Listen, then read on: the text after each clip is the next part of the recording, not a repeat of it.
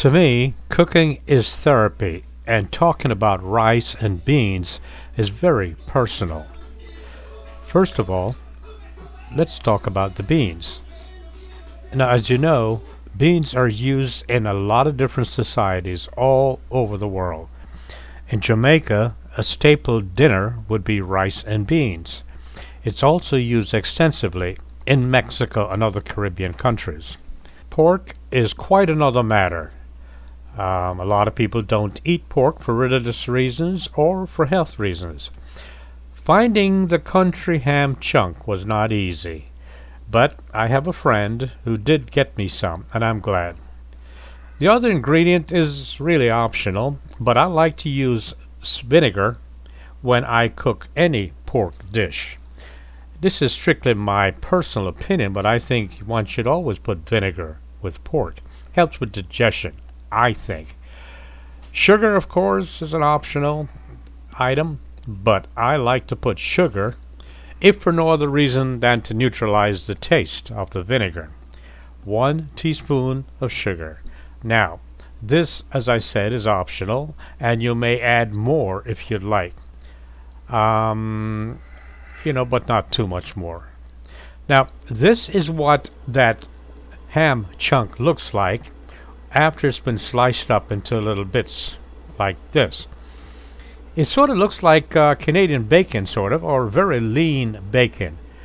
It is very salty, so at no time will I add salt.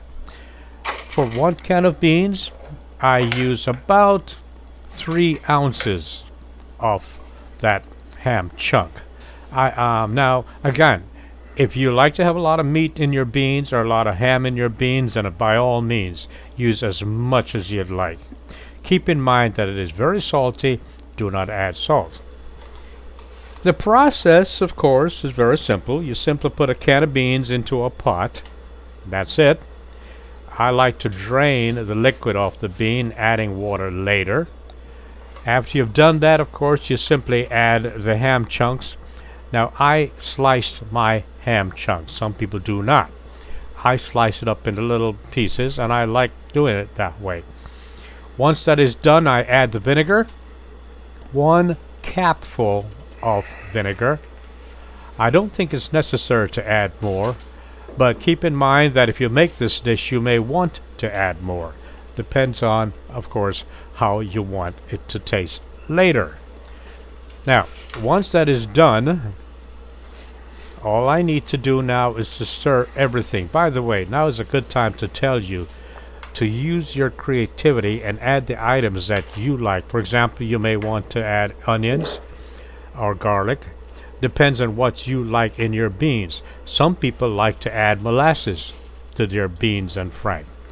Here I add water because I want to cover everything in the pot. Keep in mind that it's going to be simmering for about 2 hours. So I add water to it. A dash of black pepper won't hurt. Be careful with the pepper though. My son happens to like a lot of pepper, so I'll add cayenne pepper if I know he's coming over for dinner. But when he's not, just a dash of black pepper is good enough for me. And there you have it. Now, once everything is in the pot, and keep in mind again, it's a very creative process. You want to add what you like. Here I'm adding the sugar. I just find cooking to offer immense satisfaction. The next thing, of course, is all you need to do is to bring it all to a boil. That's it. Bring it all to a boil. Once it starts to boil, then put everything on simmer. That's right. Just simmer everything for approximately 2 hours. I have found that 2 hours is a good time to simmer everything. Okay, notice that I didn't offer any exact measurement for any item because I want to encourage you to cook and develop your own personal style and your own personal taste. But if you'd like to hear about the measurements, it's 1 capful of vinegar, 1 teaspoon of the sugar, 1 can of beans, and about 3 ounces of that ham chunk. Bon appetit!